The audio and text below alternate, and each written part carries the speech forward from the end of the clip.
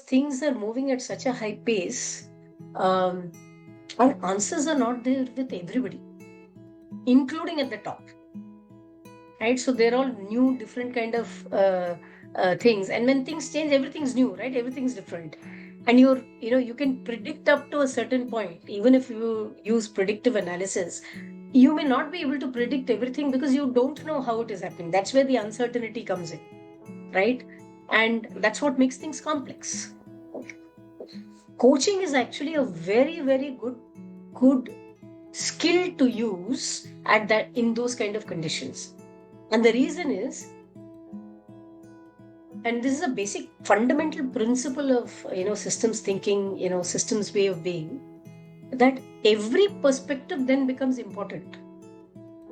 The reason is, you don't know which is the perspective which are the perspectives which are kind of helping you navigate out of this unknown area.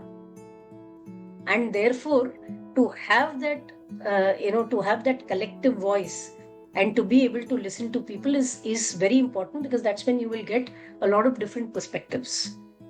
And that's why possibly they say, that the whole is different from the sum of its parts. So even if you ask two people and you get some response, it may not be enough, right? Or if you drive it by your own thoughts, it may not be enough, because everybody is experiencing that change very differently and maybe dealing with that change very differently, and it's working wherever they are. So if at an org level you need to, or a function level you need to take that call, you need to have that input. Then only you will be able to see how you can have a larger response to the change as well.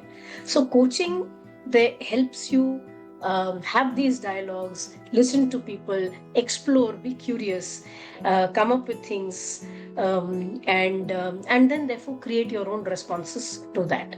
So in times of uncertainty, coaching is a skill which is extremely useful. Having said that, the other thing that I do also want to say is, in things which are emergency, urgent, and things which are predictable and nothing else has changed, maybe what you're doing can continue doing. Maybe giving a direction as to how it has to be done is what will work, right? But if you do want to have a change in how you're working with things, and particularly when things are uncertain, then I think it becomes all the more, it's all the more important for leadership capability to be able to also listen and explore, be curious about different perspectives. I'll give you a small example. And this uncertainty does not necessarily need to come with changing environment, business situation, and all of that. It could be an internal condition as well.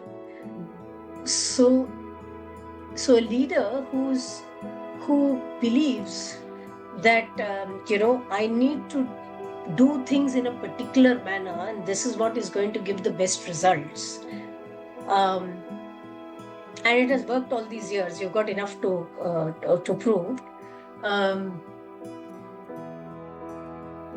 So in this particular case, the organization actually found that a lot of time was being spent by the leader themselves in that particular aspect, because doing it themselves, doing it what they thought is the right manner to do it, etc. Till they were able to identify that what comes in the way of delegation or giving it to somebody else is because I want it done my way, because I know time it has been time tested to be able to say this way works, right? But when they actually looked at it, the value of the time that the leader was investing vis-a-vis whether it has to be in that particular manner as the way the leader was approaching it, when they looked at the cost benefit analysis of this, they found that it doesn't have to be done this way, because this is not that important. So that helped the leader free up their time. After having looked at what they believe, they realize that a large part of this could be delegated and they don't need to get into it.